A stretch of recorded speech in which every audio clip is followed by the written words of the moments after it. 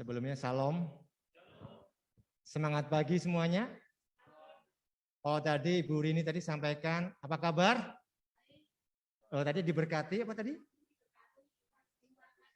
Ya. Ulang ya. Apa kabar?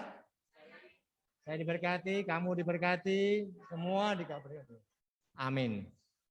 Sebelumnya limpah terima kasih kepada Persekutuan Doa Pak Gracia yang telah mengundang saya pribadi untuk datang ke sini.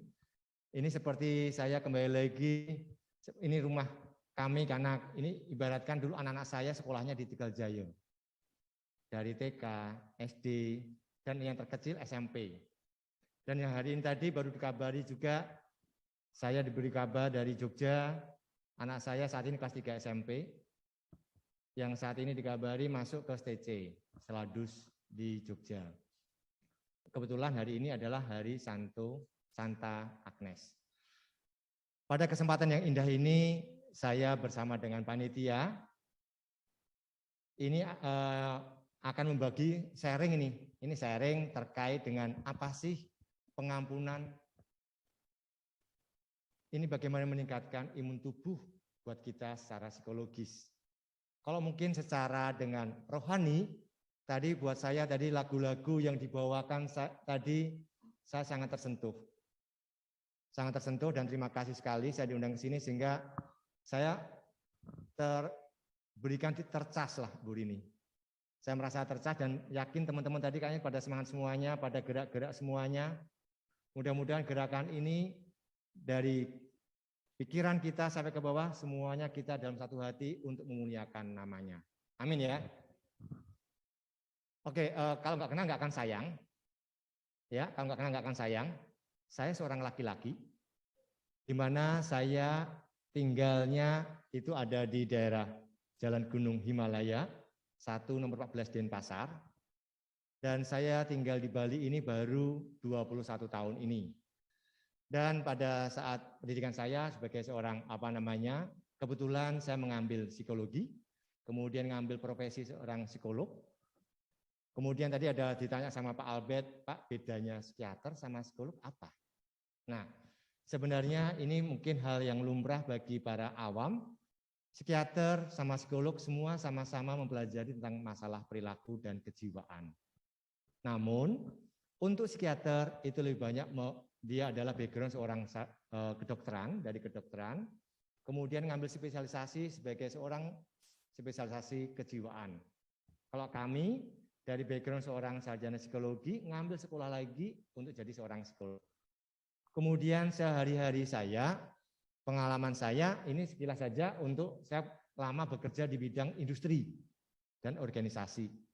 Ada di perusahaan baik yang saya sekolahnya di Semarang, makanya putranya Buning sama Pak Sam itu nanti akan jadi satu alma mater sama saya. Saat ini baru semester 4 kalau nggak salah. Ini semester 5 ya? 4 dong, ini genep kok. Oh 6 berarti, oke 6 berarti. Ini semester genep masalahnya. Kemudian saya bekerja sempat di perusahaan manufacturing, pabrik di Solo dan Karanganyar sekitarnya. Kemudian bergerak di bidang ke Surabaya. Sopo di sini yang orang Surabaya. Ada Oma tadi ya, kalau nggak salah ya, Oma. Oh iya, Neng Surabaya ini. Kalau Neng itu adalah Mbak, bukan Mbak Neng. Yang kedua, saya sempat tugas lagi di perusahaan kembali dan tinggal di Bali, mendapatkan mendekati tulang rusuk saya, calon tulang rusuk waktu itu, orang Bali, dan kemudian 2001 saya stay di Bali sampai saat ini. Dan kemudian pindah-pindah lagi perusahaan saat ini di Agung Podomoro. Sekilas ini sekarang organisasi, langsung lanjut aja. Karena saya senang organisasi, saya belum masuk ke Gracia saja nih. Oke, kembali lagi, saya jadi baru juga tahu PD Gracia Persekutuan Doa untuk Gracia ini saya sangat bahagia, saya familiar karena sering mendengar Gracia, karena ada keluarga kami, di warga lingkungan kami juga ada yang ikut di Gracia, salah satu ibu kami yaitu Ibu Nani. kemudian ada Mas Denny, ada Bu Susan, ada Bu Ning, itu warga paroki saya, dan Mas tentunya nggak salah adalah misuanya Mbak siapa? Mbak Nina saat ini lagi ada baby, makanya beliau nggak bisa datang ke sini menemani, makanya enggak ya? Oke. Anak baptis ya. Oke, Mas Yandi udah kenal saya lama, cukup lama. Oke, kembali lagi kepada pengampunan dalam hal ini. Saya mengajak kepada Bapak Ibu yang terkasih dan saudara yang terkasih. Dan ini ada Mas Adit, saya kenal lama juga dengan Mas Adit, terima kasih. Perkembangan seperti biasa, manusia tadi dikatakan pada saat kita mendengarkan lagu tadi, itu adalah sangat syahdu dan sangat, buat saya pribadi itu adalah murni, ada seperti manusia kita membutuhkan suatu hal adalah rasa bersyukur. Kita pernah merasakan, ada yang tidak pernah merasakan, tahu-tahu udah besar seperti ini, ada? Ada enggak? Enggak ada ya? Ada yang masih dalam masa balita, kemudian kanak-kanak, kemudian masa remaja, kemudian menginjak kepada tahap kepada dewasa, itu ada masa range-nya usia demi usia. Kemudian masa manula, mohon maaf, kalau saya istilahnya manula, saya ganti aja namanya adiuswo. Adiuswo adalah orang yang sudah senior dibandingkan kita. Saya makanya tadi bicara sama Oma tadi, beliau tetap energik dan semangat, ikut HES atau on juga semangat, ke Ubud juga katanya juga cukup jauh, tapi beliau punya energi yang sangat indah karena pikiran beliau ingin sehat dan sehat. Itu yang membuat psikomotoriknya menjadi semakin sehat. Jadi ini ada perkembangan, semua orang akan mengalami, kecuali kalau seperti ibarat Tuhan menghendaki pada kita semuanya, di mana itu seperti pohon kelapa, kalau pohon kelapa itu buahnya itu tidak jatuh, itu tidak harus yang sudah tua. Tidak harus. Mungkin masih kecil, baru berbunga aja, kecil, sudah jatuh. Itu berarti bayi sudah meninggal. Ada yang juga masih baru beberapa minggu jatuh juga. Dan kemudian udah mulai agak gede, dimakan sama tupai. Berarti seperti manusia, mengalami banyak toksin atau racun.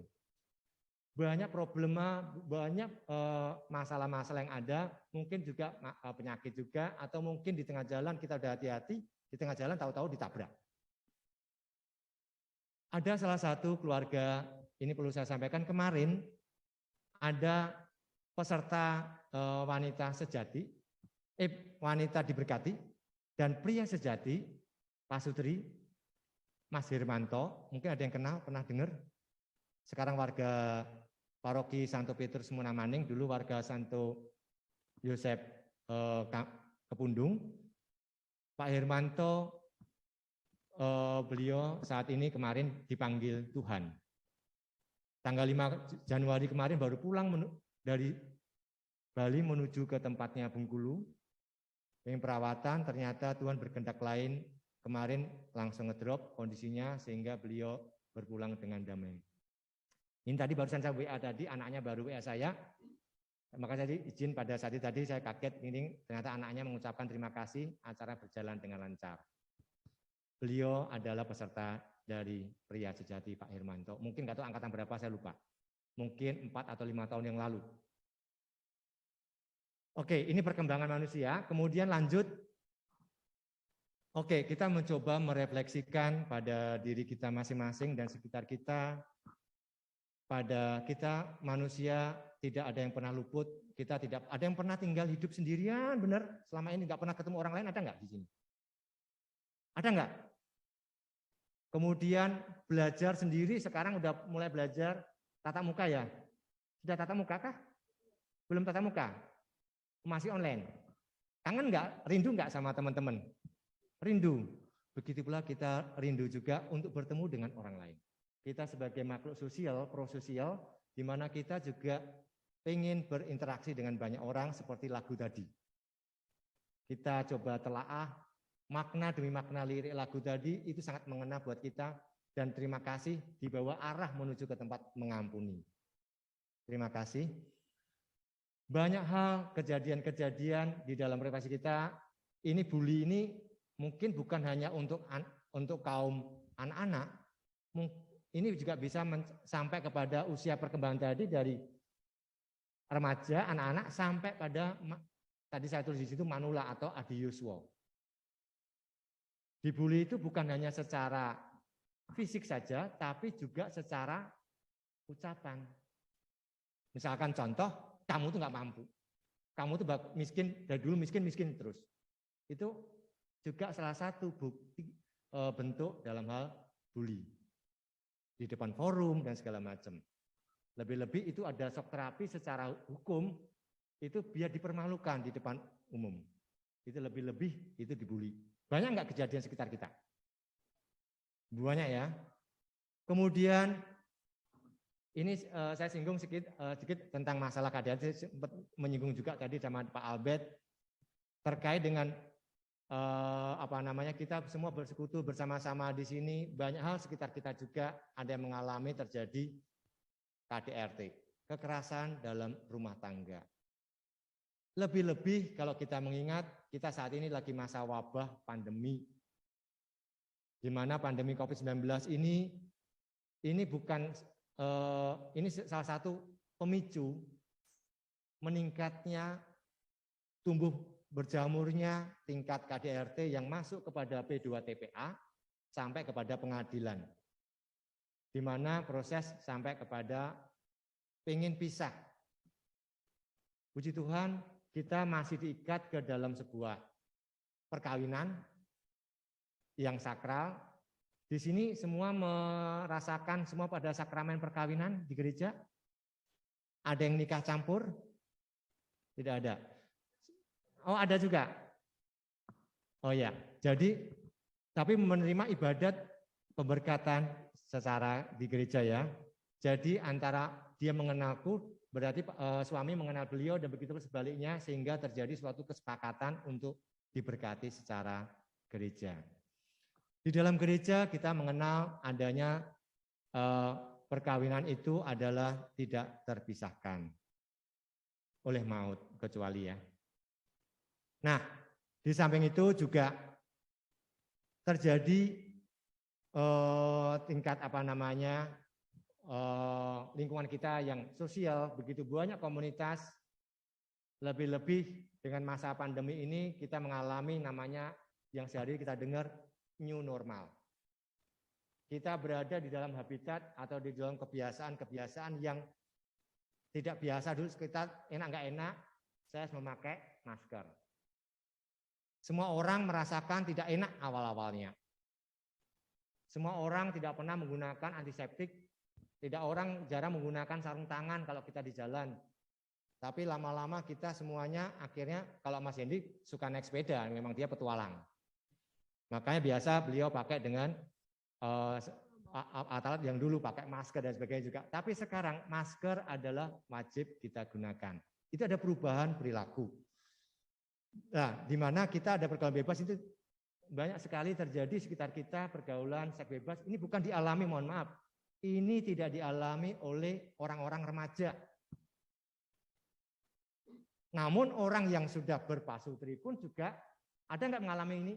Ada nggak menurut Bapak Ibu? Ada nggak?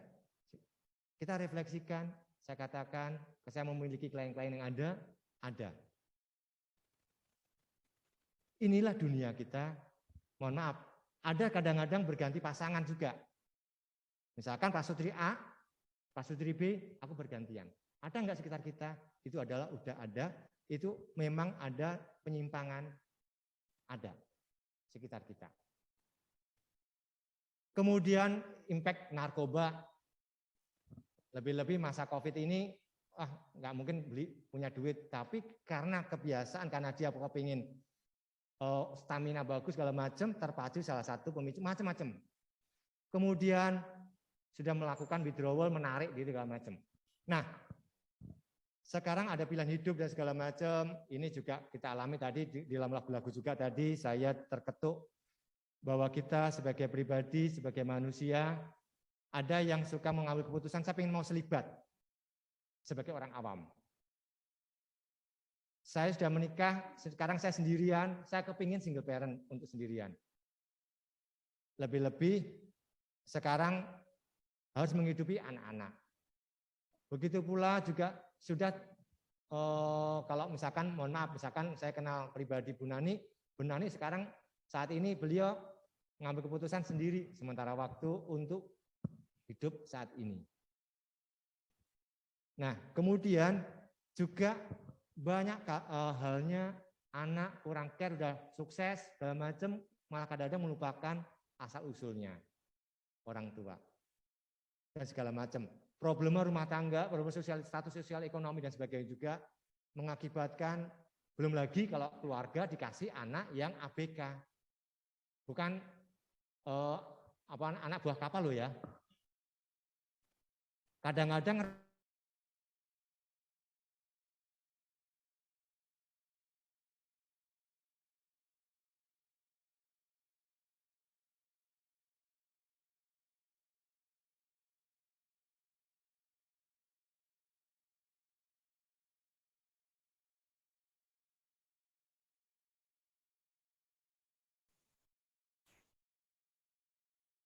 Maaf, hilang ya?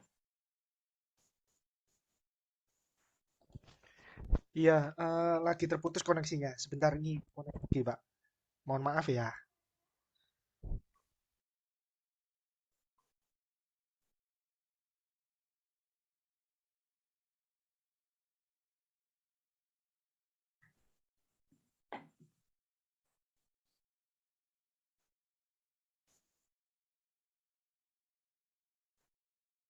bahan yang online, salam kenal saya. Oke, kita lanjut. Dari banyak tadi refleksi diri tadi, kita mencoba, kita sebelum pada pengampunan, kita ada perubahan-perubahan yang terjadi, kita sekarang perubahan secara psikologis, merasa loneliness, merasa kesepian, aku kok nggak berguna, ya, merasa tidak berguna, udah stres, tekanan udah banyak, income sedikit, nggak kayak dulu lagi, masih mending digaji, masih mending dibayar, masih banyak sekitar kita yang tidak mendapatkan income. Apa yang harus kita lakukan buat sekitar kita? Ya, belum lagi mengalami kalau bedanya stres dengan depresi. Kalau depresi tingkatnya sudah agak lebih mendalam lagi. Ya, kadang-kadang ada keinginan untuk mengakhiri hidupnya. Kadang-kadang ada yang kepingin menyakiti diri sendiri. Itu udah arahnya sudah tidak ada manfaat saya hidup, merasa hampa. Itu udah ada gejala-gejala atau simptom namanya udah ke arah ke depresi. Nah, kemudian lanjut ada perubahan kepribadian juga yang dulu energik sekarang tidak energik. Itu banyak juga. Oke, lanjut. Nah, kemudian secara umum tadi sebelum saya mengatakan untuk pengampunan adalah kita belajar untuk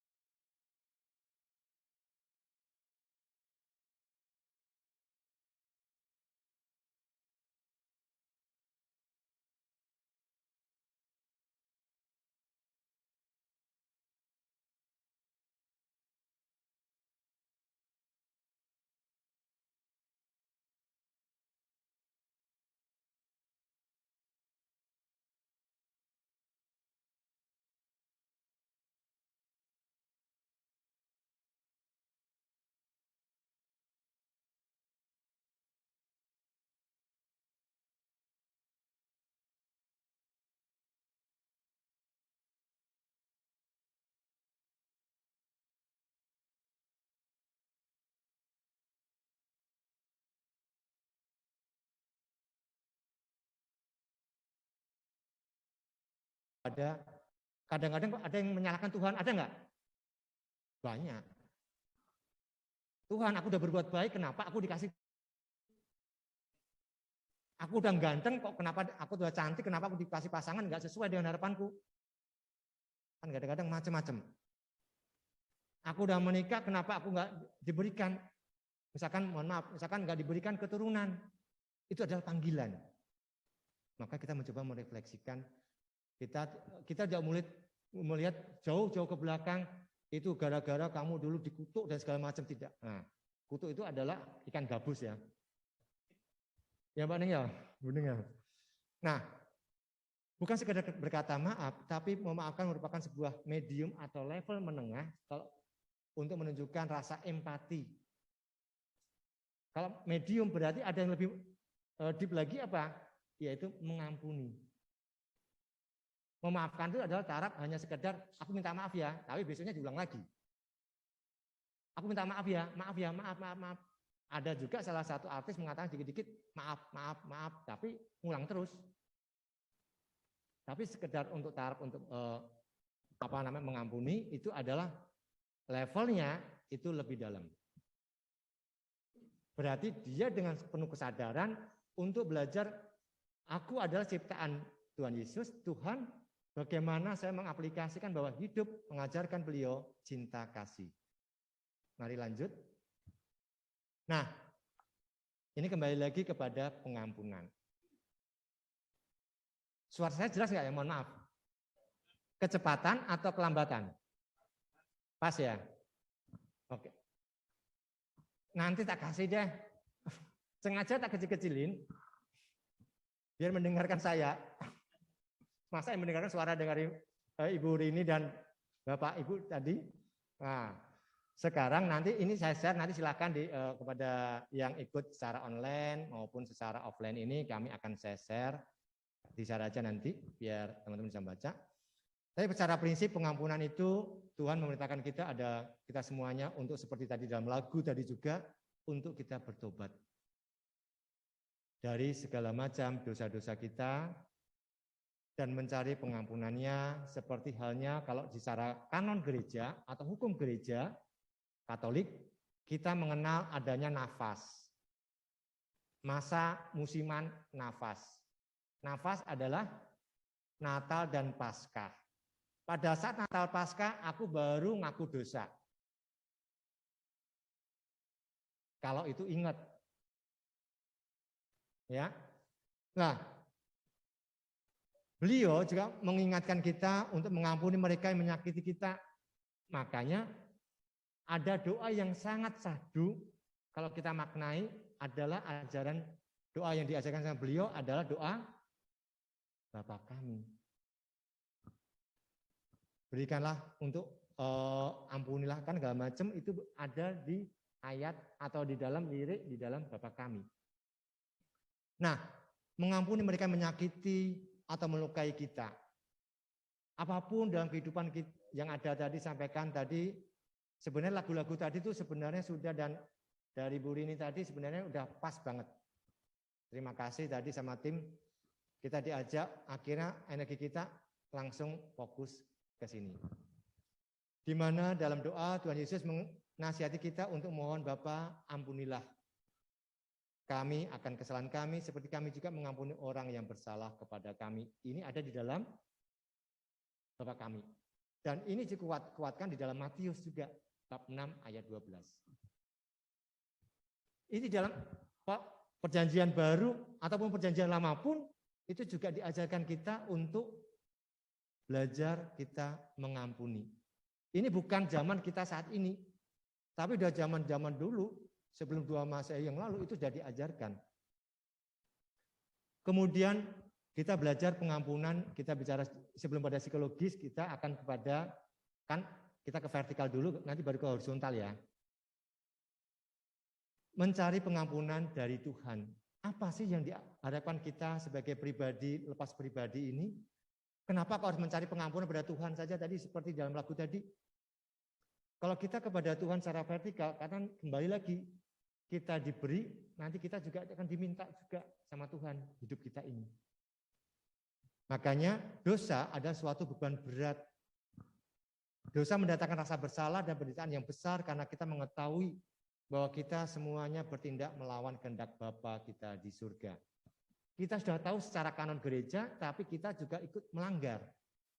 Nah itu juga perbuatan yang dosa. Misalkan contoh, mungkin di sekitar kita juga masih ada umat yang kumpul bersama. Dan akhirnya mereka diberkati mendapatkan putra dan putri. Secara manusiawi mereka mendapatkan putra dan putri. Dan tapi tidak diikat ke dalam sebuah sakramen perkawinan. Sekitar kita juga karena ada juga adat istiadat. Misalkan mungkin saya ngambil contoh dari saudara kita adalah ada namanya Belis. Itu mungkin ada saudara kita dari Timor dan segala macam. Itu adalah agak penghalang. Mereka kumpul bersama, keluarga udah tahu pada tahu, tapi ada hambatannya. Akhirnya kumpul bersama secara kanon. Boleh enggak kedua pasangan ini menerima tubuh Kristus? Boleh enggak Bapak Ibu? Kok ragu-ragu? Enggak boleh. Enggak boleh. Nah, kita di sini diajarkan untuk ayo kembali lagi. Kalau seandainya misal gereja kita adalah satu-satunya agama yang memberikan kesempatan untuk menikah beda agama pun boleh enggak? Di tempat kita boleh.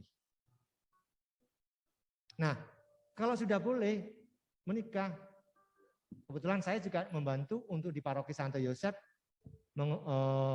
mengentaskan umat kita yang kumpul bersama. Kalau istilahnya orang dulu mengatakan kumpul kebo. Daripada kita tahu dosa dibiarkan, itu impact-nya kita juga yang tahu sangat lebih berdosa lagi. Nah, kita diingatkan lagi, makanya diajak untuk kembali lagi ke jalannya. Makanya kita diajarkan untuk mereka kepada di atas jangan melupakan. Next. Nah, kembali lagi kita semuanya kalau ingin merasakan mujizat, apakah Anda perlu bertobat? Apakah aku harus mengakui dosa-dosa? Terutama pada saat menerima sakramen tobat, misalkan yang rutinitas kalender gereja kita pada saat nafas tadi. Boleh enggak sehari-hari kita saat misa harian kita ngaku dosa sama Romo? Sangat boleh. Ini sekalian mengedukasi bahwa kita diperkenankan untuk biar beban hidup kita enggak terlalu berat, kita boleh kok untuk mohon ampun, mohon penetrasi kepada Romo atau pastor atau pater. Nah, sama seperti halnya Yesus mengatakan baru beberapa waktu lalu, beliau kita peringati bersama, kita Natal. Sang Juru Selamat memohon kepada orang-orang pada zaman dahulu, dia memohon kepada kita pada zaman ini. Seperti dalam Matius bab 11 ayat 28, kita diajak, marilah kepadaku semua yang letih lesu dan beban berat, aku akan memberikan kelegaan kepadamu.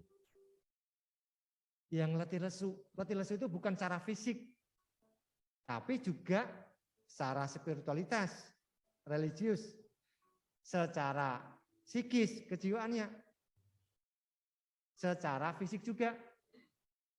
Nah, makanya di sini sudah ini bukan saya mengambil kutip segala macam, ini ada di dalam kitab suci kita.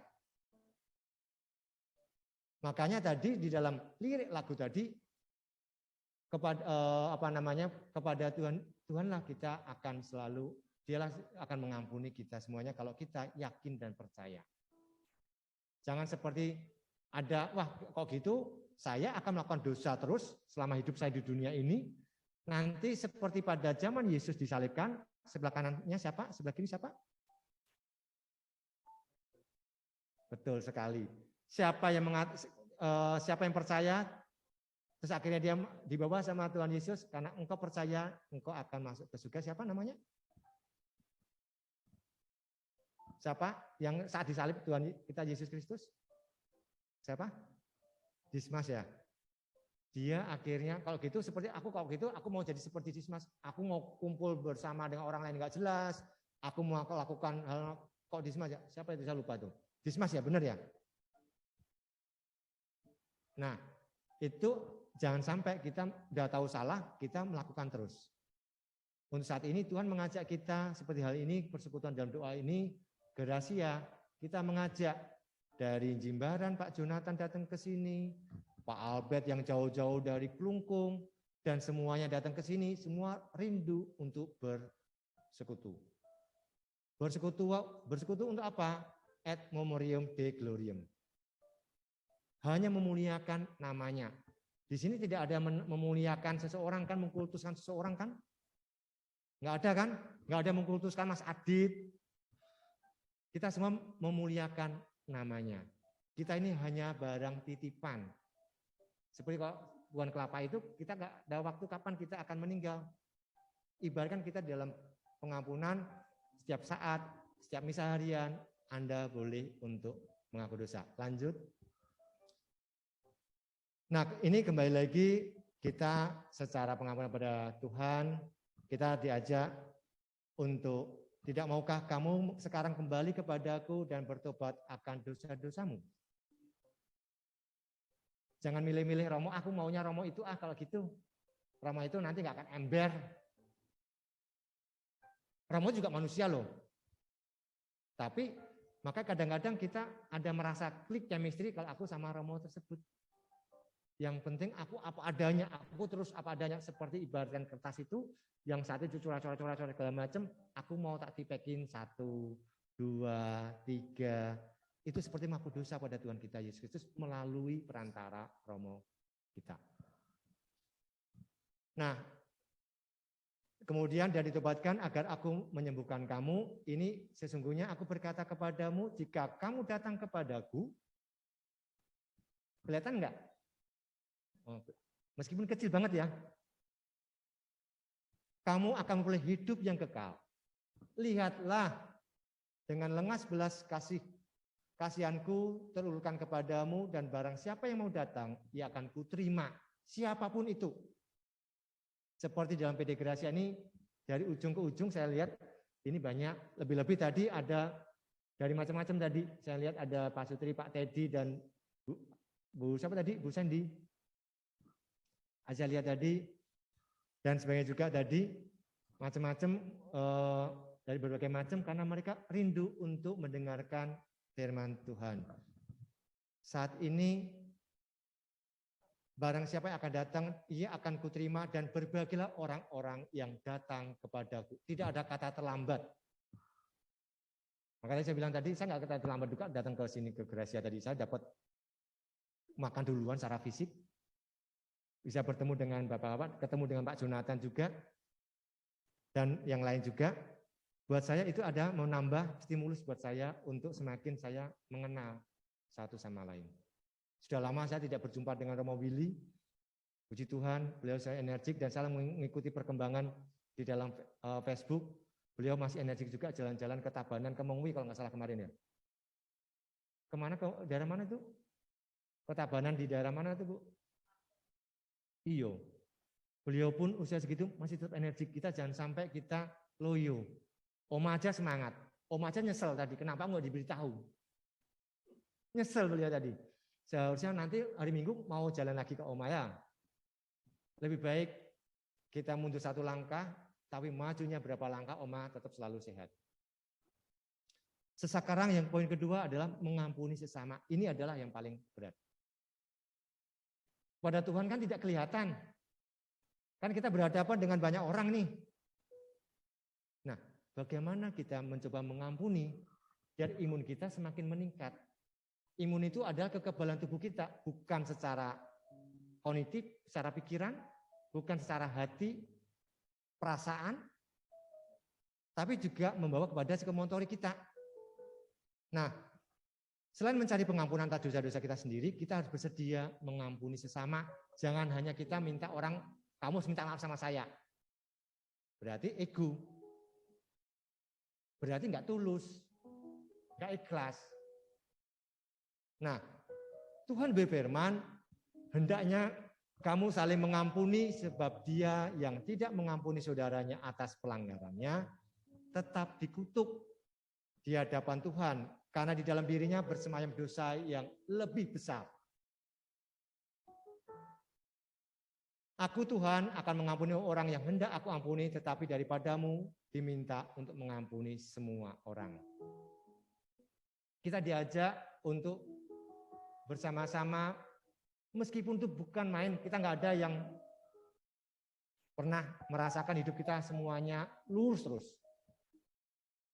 Semua baik adanya. Pasti ada yang sempat jatuh bangun. Ya. Kita jalan kaki aja kadang-kadang tidak selalu jalan dengan benar kok. Meskipun jalan tol juga, nggak ada jalan tol. Misalkan dari Anyer sampai ke Probolinggo, itu bukan jalan semua rata semua loh.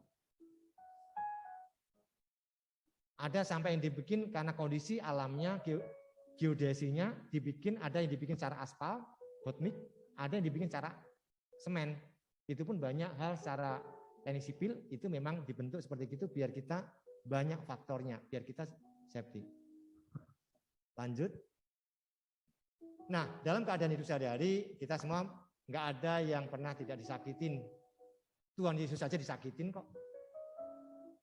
Diolok-olok. Lebih-lebih kita sebagai butir-butiran pasir. Nah, kadang-kadang secara tidak sengaja ataupun disakiti secara sengaja juga. Ada orang iseng sengaja. Ya anak itu kita bully yuk, orang itu kita bully yuk. Ada yang sengaja, ada yang tidak sengaja. Nah, itulah hidup. Selama kita masih hidup, kita akan mengalami itu. Kadang-kadang kita udah, Tuhan saya menyerah. Kayaknya berat banget beban hidupku. Lebih-lebih pada masa COVID ini. Kadangkala aku kepingin mengakhiri hidupku. Kadang-kadang kita melupakan. Nyebut-nyebut Tuhan, tapi kadang-kadang dia udah menyerah. Pengen angkat bendera. Nah, sekarang orang-orang yang depresi semakin lama semakin meningkat sekitar kita. Puji Tuhan, kalau di sini tidak, saya rasa mudah-mudahan tidak ada. Di Gracia nggak ada ya. Semua happy ya. Bahagia dengan pasangannya, dengan anak-anaknya. Amin. Haleluya. Emmanuel. Emmanuel, Tuhan beserta kita semuanya. Seperti tadi Buning tadi menyampaikan, dia berkelana, dia dulu bukan sebagai seorang pengikut Tuhan kita Yesus Kristus. Beliau dulu pengikut yang lain, tapi beliau terpanggil dan dipanggil sama Pak Sam.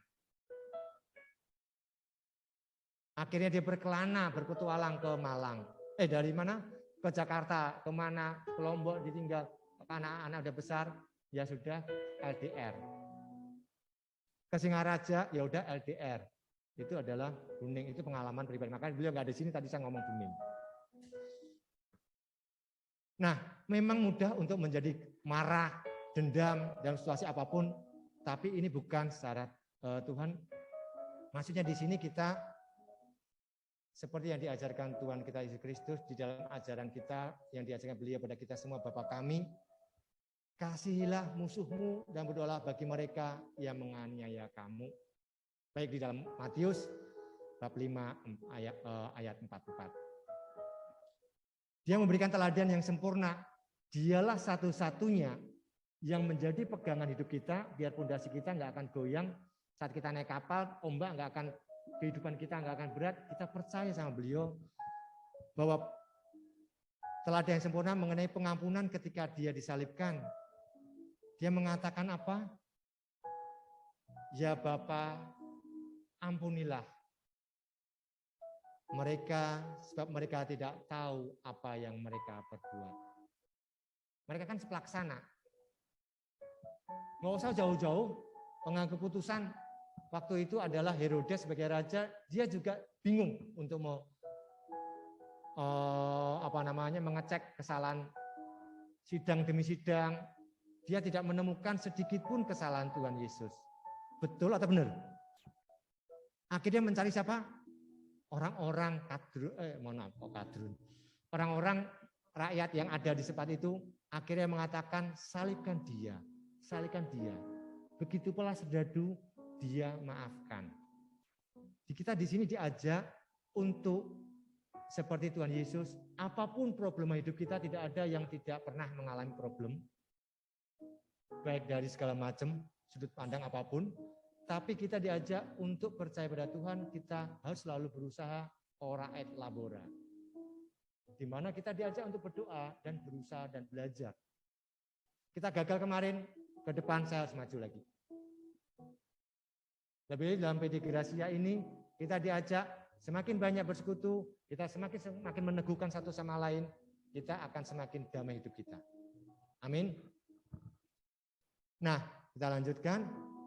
Nah, sekarang saya bicara, ini berdoa, memohon kekuatan dan mengampuni mereka yang telah menyakiti tadi. Sekarang kita mencoba bagaimana kita menghilangkan, ini bukan hal yang gampang. Lebih-lebih dia tuh seperti saya pernah dengar seorang penyanyi dangdut, Citata. Pernah dengar? Sakitku di mana? Bukan di sini, tapi di sini. Hati. Kalau di sini gampang dilupakan. Tapi yang kalau di sini, waduh, itu seumur hidup kadang-kadang kita nggak bisa melupakan.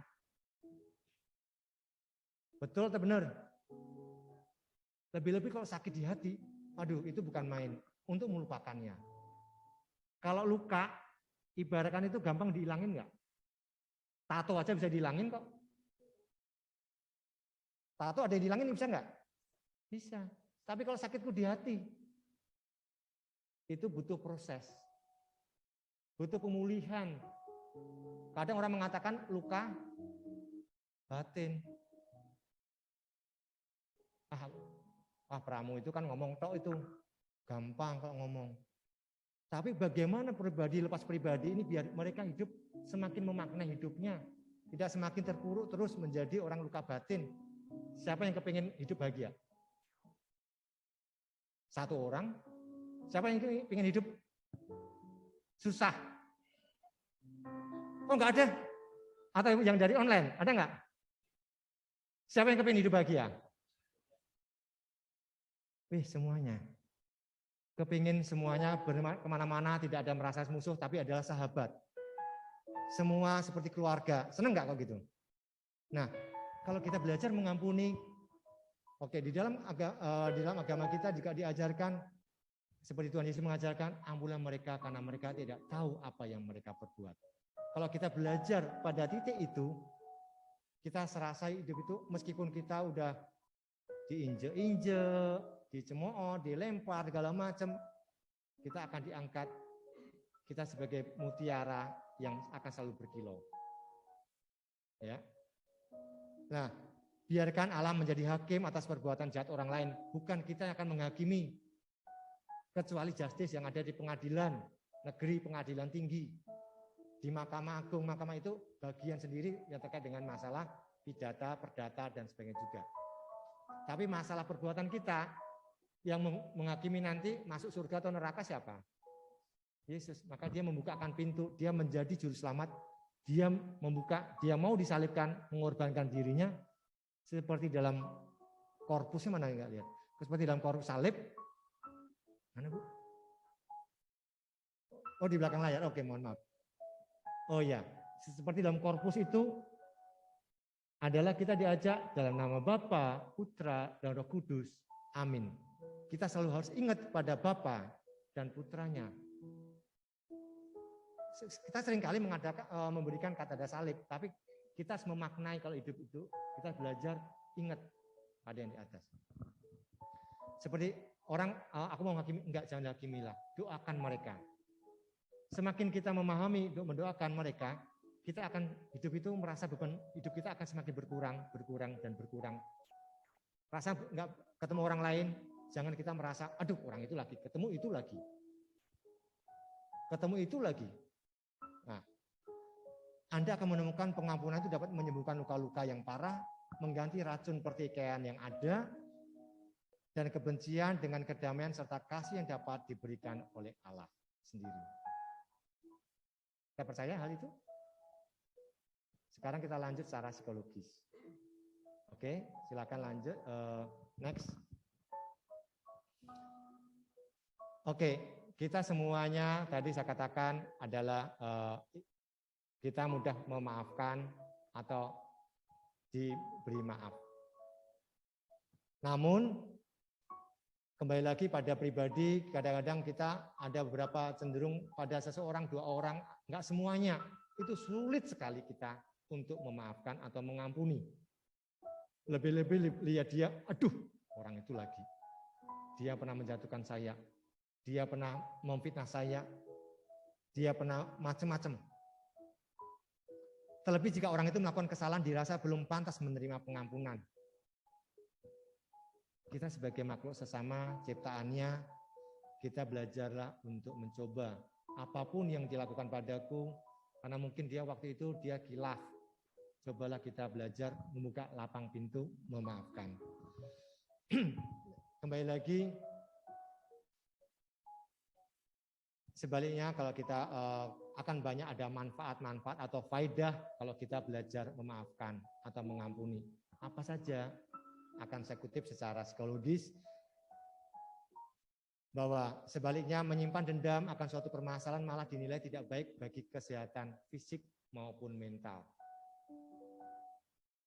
Salah atau benar? Kalau kita menyimpan, kalau menyimpan harta nggak apa-apa.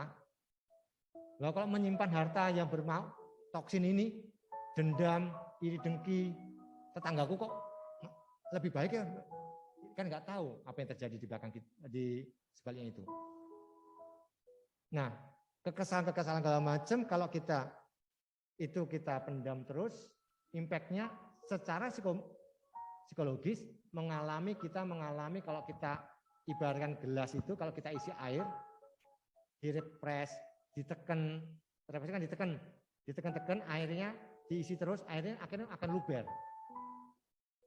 Kita nggak akan ada tempat butuh-butuh gelas-gelas yang banyak lagi. Begitulah masalah ini kita harus keluarkan, jangan ditambahi terus. Masalah demi masalah. Nah, apa yang akibatkan terlebih pada masa wabah pandemi COVID-19 ini atau pandemi 19 ini? Memaafkan satu sama lain akan memberikan dampak yang sangat besar buat kita pada tubuh yang tidak mempengaruhi, dan ini membawa kesehatan kita. Kalau kita memendam terus, imun kita, kekebalan tubuh kita akan semakin ngedrop, kepikiran aneh-aneh, negatif segala macam, menyebabkan kita menjadi mudah terserang virus apapun. Virus kedengkian, bukan virus COVID aja. Virus-virus segala macam juga. Waktunya masih berapa menit? Ya, 15 atau berapa? Oke, siap. Nanti saya kalau ngomong nanti tahu-tahu sampai subuh nanti. Kayak yang berkokok nanti. Ya Pak Jonathan mohon izin. Oke, kembali lagi. Next. Nah, bagaimana ini adalah kita belajar adalah kalau kita belajar sebelum pada mengampuni, kita belajar kepada memaafkan yang barang kelihatan kita berhadapan secara horizontal pada sesama kita. Apa tipsnya? Ada 6 hal yang akan saya informasikan. Manfaat kita untuk saling memaafkan mengakibatkan kesehatan kita semakin lebih baik. Yang pertama, kita diajak untuk meningkatkan kesehatan mental, yaitu di dalam kognitif kita, pikiran kita. Kalau kita bicara dari riset mengatakan dalam Annals of Behavioral Medicine itu menjelaskan memaafkan akan membuat tubuh kita menjadi lebih rileks. Pernah enggak Bapak Ibu di sini pernah mencoba memaafkan atau ketemu orang yang sangat-sangat dibenci kemudian Anda memberikan pintu maaf? Rasanya seperti apa? Rasanya seperti apa? Seperti permen polo ya, tengahnya rasanya plong ya. Ya. Seperti apa? Waduh. Seperti halnya juga kalau kita haus bukan main, kemudian kita mendapatkan es rasanya atau air aja. Itu rasanya kita benar-benar nyes. Nah, tapi belajar untuk memaafkan itu kesehatan mental kita biar tidak semakin terganggu. Karena mohon maaf, di RRC Bang Li itu semakin lama semakin meningkat, kita keberat untuk menanganinya. Saya kemarin suruh mendampingin dari misalkan contoh kemarin dari Wang Ayo, sekarang semakin meningkat. Rumah sakit umum daerah biasa kan lewat Sanglah ada poli. Sebelum masuk ke RSJ itu ada poli-poli di rumah sakit. Enggak semua poli ada psikolognya, enggak ada psikiaternya. Oke, Baru awal bulan kemarin mereka membuat, karena semakin meningkat masa pandemi dan yang lain-lain juga, semakin banyak mengalami gangguan, dibentuklah ada poli psikologi juga dan psikiater di sana. Sebelum dirujuk kepada RRC, karena RRC semakin banyak. Nah, hal yang akan mengurangi rasa stres, perasaan tertekan, dan segala macam, akhirnya proses memaafkan dapat meningkatkan kesehatan mental. Satu demi satu, aku paling benci, kalau aku ingat dia tuh, aduh rasanya kepinginnya ngaplokin. Tahu ngaplokin? Pak pok. Nah. Pengen nendang lagi. Tapi aku bukan Cristiano Ronaldo, jadi nendangnya nggak bener. Oke, kembali lagi. Kita diajak di sini kalau kita memperbaiki kesehatan mental kita dalam pikiran dan psikis kita adalah kita belajar untuk memaafkan. Jangan dalam batin. Kalau perlu, kadang-kadang perlunya kita dikonfrontasi, diketemukan. Atau paling tidak ada komunikasi, entah WA atau telepon atau apapun. Kalau belum siap secara fisik ketemu. Lebih-lebih saat ini kita kan bisa pakai virtual, pakai hibrid, pakai online, pakai Zoom dan sebagainya juga, atau Jimit, atau Skype. Kemudian manfaat kesehatan berikutnya lagi, emosi kita kalau ketemu dia tuh kadang-kadang kalau yang benar-benar kita mungkin kesel, kalau ketemu orang itu jantung itu rasanya apa? Apa Bu? Jantungnya gini-gini, tangannya gini-gini apa? Pernah nggak ngalamin? Ada yang belum pernah, yang ada di sini ada yang belum pernah, ini pribadi Grasi, ada yang nggak pernah mengalami ketemu orang yang sangat dibenci, ketemu, waduh orang itu lagi, rasanya gimana? Kalau kita ingat pada saat sekolah aja deh, berapa waktu yang lalu, guru yang sangat menyakiti kita, membuli kita, kadang-kadang ada yang ketemu guru itu, waduh rasanya apa? Pengen dendam. Wah kalau aku sama dewasa, sama-sama tak cara pukul tuh. Lebih-lebih masih, Endi dulu orang Badung nih. Nah, kalau seandainya kita ini kalau kita membuka pintu memaafkan atau belajar mengampuni, impact-nya secara fisik atau secara emosi, kita nggak akan naik turun. Kita nggak seperti bergelombang, yang kadang-kadang tidak jelas mata arah anginnya. Ya, ada banyak cara. Salah satu saat kita mau ketemu orang lebih baik kita minum dulu, jangan minum baygon atau minum ini. Minum air putih saja. Karena kita di sini butuh oksigen. Butuh energi. Jangan malah minum tua, arak dan sebagainya juga. Kalau kita nggak biasa. Kalau udah biasa nggak apa-apa. Kalau nggak biasa, nanti ngomong melantur, nanti malah nanti tambah masalah lagi. Pengen menyelesaikan masalah, nambah masalah lagi. Nah, kalau pada fase marah berlebihan sehingga sulit mengontrol emosi, itu hal yang lumrah, manusiawi. Hal ini pada akhirnya akan menimbulkan resiko tekanan darah tinggi. Makanya mohon maaf, saya sangat salut seperti Oma saat ini masih stabil. Kalau ibaratkan sterling itu masih kenceng. Siapa menyangka beliau saat ini udah usia 82 tahun? Tepuk tangan buat Oma. Siapa sangka Bu Nani ini selalu semangat, ini usianya beliau belum, saat ini baru 27 ya Bu Nani ya. Oh 67 kebalik ya, oh tambah 40. 67 beliau beberapa waktu lalu baru ulang tahun. Nah, sehingga kita darah tinggi segala macam, orang sekarang dampak yang stroke itu semakin adalah tingkat kematian 5 besar. Diabetes lumayan lebih tinggi lagi. Makan apapun dimakan enak, tanpa terkontrol. Tapi yang lebih berat lagi adalah pikiran. Kalau pikiran kita sudah terganggu, organ-organ lain-lain itu ternyata pada keluar penyakitnya 1, 2, 3, macam-macam. Lebih-lebih yang takut disuntik atau diperiksa lab. Ini takut penyakit macam-macam. Semakin berpikiran negatif akan terjadi.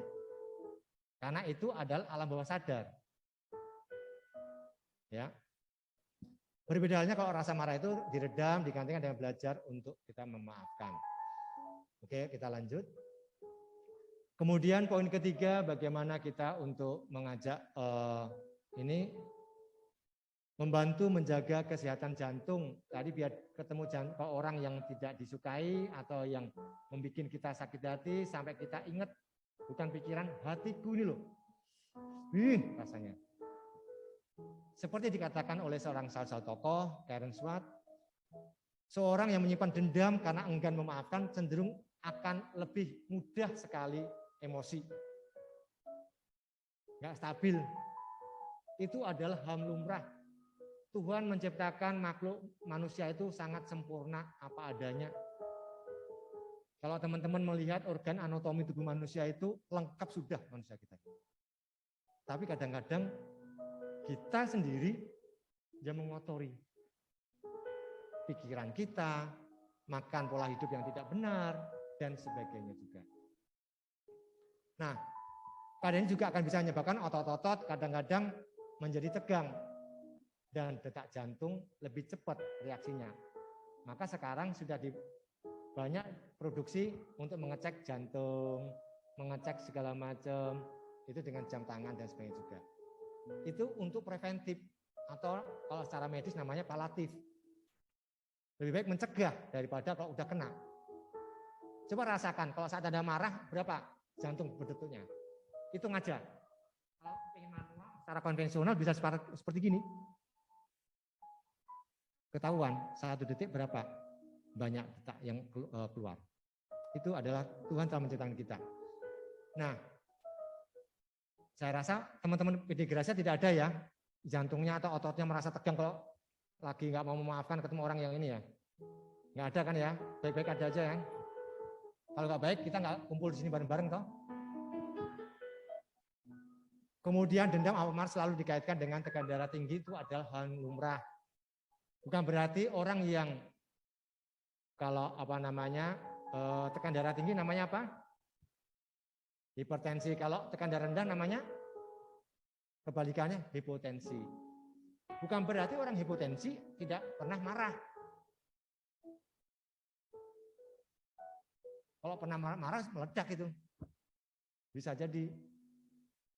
Nah, sekarang yang bisa mengontrol manajemen emosi kita adalah bukan orang lain tapi diri kita. Checklist, item apa saja item kita yang membuat kita sakit. Dendam, amarah selalu dikaitkan dengan darah tinggi, tidak akan baik untuk jantung, itu udah lumrah. Sakit jantung kebanyakan dia mengalami banyak hal, salah satunya emosinya tidak stabil. Itu secara medis. Berarti dia mungkin kurang olahraga, pola makannya dan segala macam, kemudian banyak masalah, ditumpuk-tumpuk, akhirnya luber. Itu problem yang sementara banyak riset mengatakan orang sakit jantung atau stroke impact-nya adalah banyak gejala gaya adalah faktor pikiran juga. Kemudian poin keempat, meningkatkan sistem imun tubuh atau kekebalan tubuh. Mengampuni atau memaafkan, kita di sini dikaitkan juga ada perubahan respon secara langsung kepada kekebalan tubuh kita. Bagaimana kok bisa meningkatkan imun kalau kita belajar memaafkan atau mengampuni? Beberapa penelitian menyebutkan proses saling memaafkan, ya, juga pada akhirnya bisa membantu meningkatkan sistem kekebalan tubuh seseorang. Lebih-lebih kalau dulu orang kalau nggak plong, nggak puas kalau nggak ada berpelukan atau bersalaman. Tapi saat ini kita kadang-kadang hanya cukup gini atau enggak salam damai aja kita diajarin untuk begini. Tapi yang penting adalah pikiran dan hati kita tulus untuk memaafkan. Sehingga imun kita akan rasa plong, lebih-lebih kalau ketemu orang langsung, nggak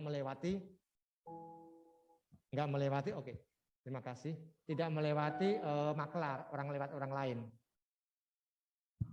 Atau fasilitator orang lain menjembatani terus. Tapi ketemu langsung, itu akan lebih mudah, lebih plong. Tapi kalau nggak merasa mampu, pihak ketiga boleh. Oke, lanjut. Kemudian kualitas tidur itu akan lebih enak, akan terhindarkan dari insomnia, Apa terdiri dari hipersomnia sampai nggak bisa tidur, sampai aku minta kepada obat kepada dokter. Ya, belajarlah kita memaafkan atau mengampuni orang yang menyakiti kita. Seperti kata Yesus, karena mereka tidak tahu apa yang mereka perbuat. Kalau gitu ingat-ingat kita, hati kita, pikiran kita, psikomotor kita akan lebih enak. Nah, kemudian yang terakhir di sini adalah menghargai dan mencintai diri sendiri. Self love itu penting buat kita juga, bagaimana kita mencintai diri kita sendiri. Kadang-kadang saya tidak mau melihat diri saya sendiri. Kadang-kadang saya merasa rendah diri. Badanku kok seperti gini sih? Orang cenderung mengatakan secara fisikly. Tapi Tuhan memberikan kepada kita adalah talenta yang begitu banyak pada kita. Nah, kembali lagi, bagaimana kita menghargai dan mencintai diri sendiri secara tidak langsung, kesehatan mental, fisik, dan mental kita itu akan terjaga dengan baik. Itu adalah manfaat kalau kita belajar mengampuni, belajar memaafkan, tubuh kita akan dapat hidup kita lebih stabil. Tambah lagi yang karena waktu, silakan lanjut lagi, ada lagi. Bagaimana kita meningkatkan ini sekilas, bagaimana kita berpikir jangan negatif terus. Negatif baik enggak? Baik adanya, tapi ada porsinya. Kembali lagi, kita adalah manusia yang tidak sempurna. Tapi berpikiran positif lebih baik enggak? Lebih baik secara riset. Ya. Kita yang gampang tadi, di lagu tadi juga dikatakan bersyukur, itu poin pertama. Ranking pertama adalah kita mensyukuri hidup kita masih diberikan nafas, kita masih bisa bertemu di sini. Itu anugerah yang luar biasa. Lebih-lebih mendengar iringan dari Mas Ebdi.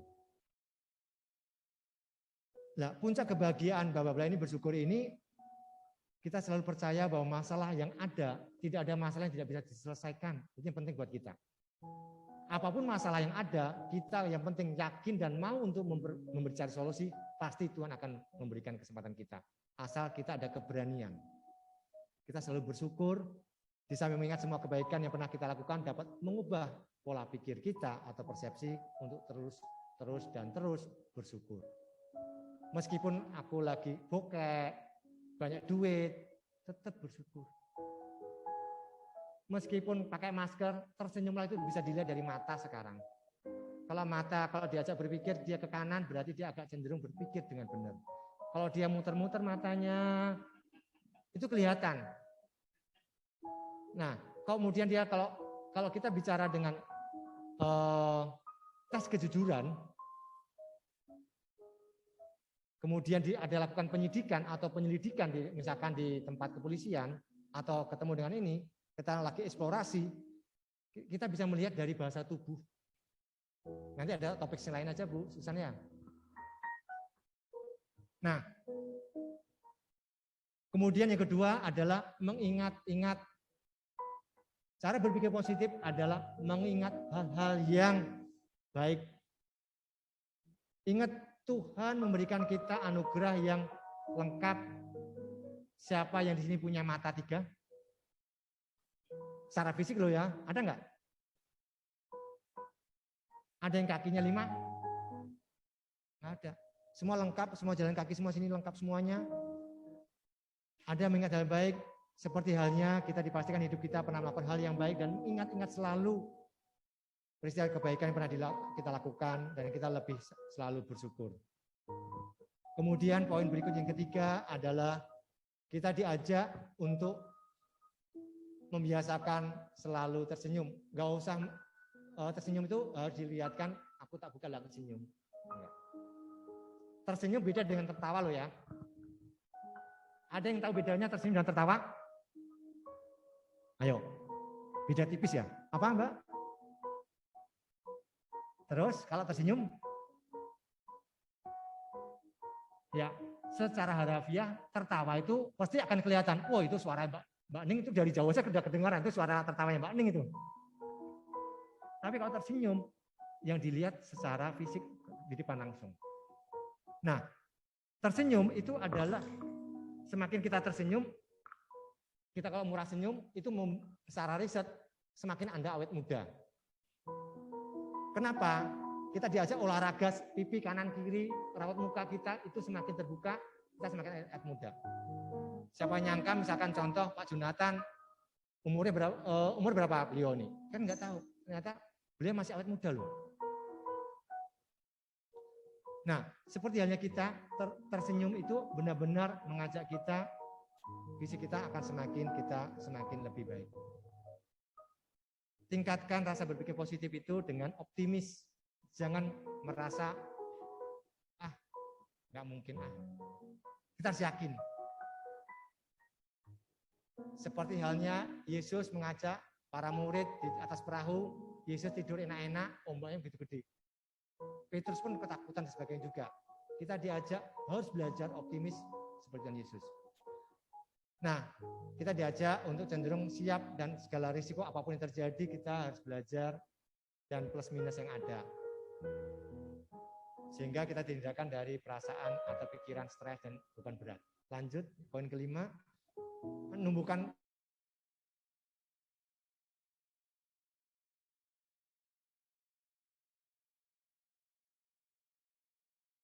kita punya kepribadian baik, jujur, mau doa bersama.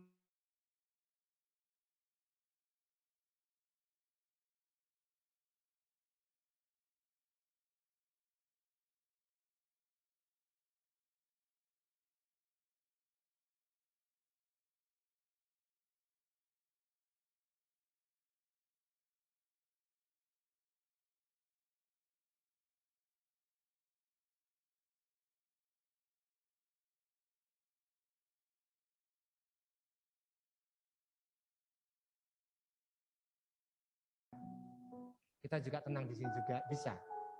Yang utama pikiran kita fokuskan.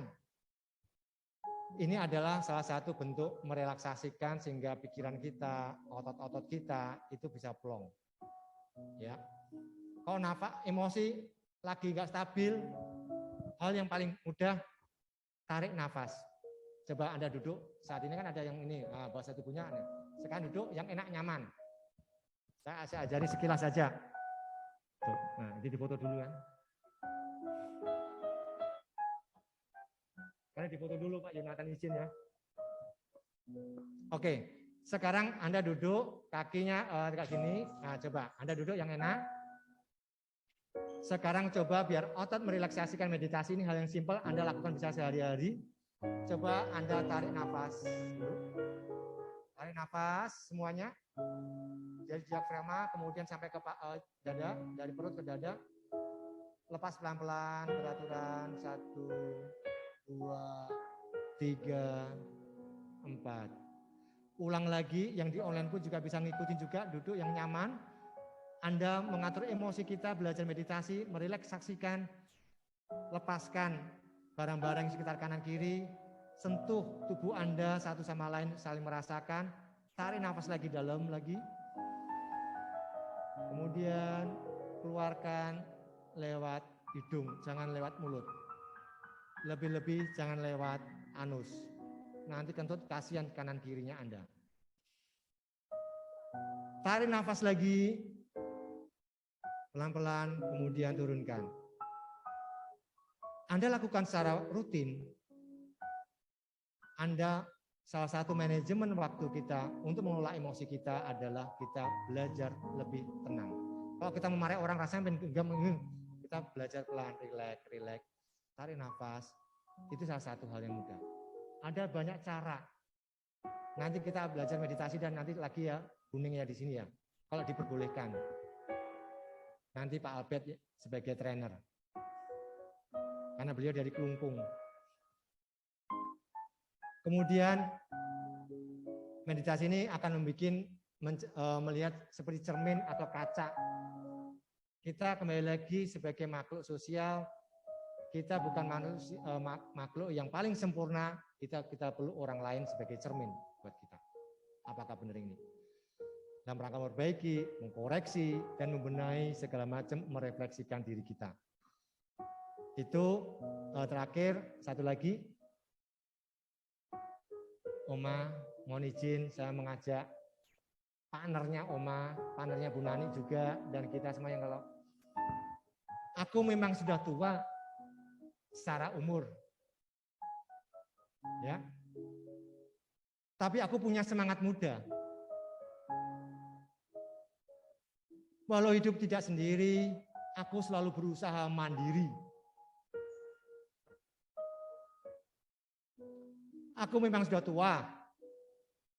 Aku selalu berusaha untuk berguna. Walau usia lewat senja. Tapi semoga diriku masih dapat bermakna. Aku memang sudah tua, tapi aku selalu berdoa. Walau rambutku telah memutih, tapi ibadahku tak boleh letih. Ini sebagai penutup, semoga kita semuanya diajak semakin lebih bersemangat. Mari kita ajak hidup lebih bahagia dengan belajar kita mengampuni sesama kita. Amin. Lebih baik kita menyanyikan sebatang lilin. Ini terakhir secara universal. Gak usah kita melihat obor, lilin saja. Karena entah lagi akan ada yang tiup lilin ya Bu Nani ya. Entah lagi akan tiup lilin. Lebih baik kita sebagai pribadi, sebagai bulir-bulir yang ada di PD Gracia ini, jadi lilin kecil daripada mengutuki kegelapan. Kita harus semakin optimis, hidup kita akan semakin bermakna dan berfaedah buat sesama kita. Amin. Terima kasih.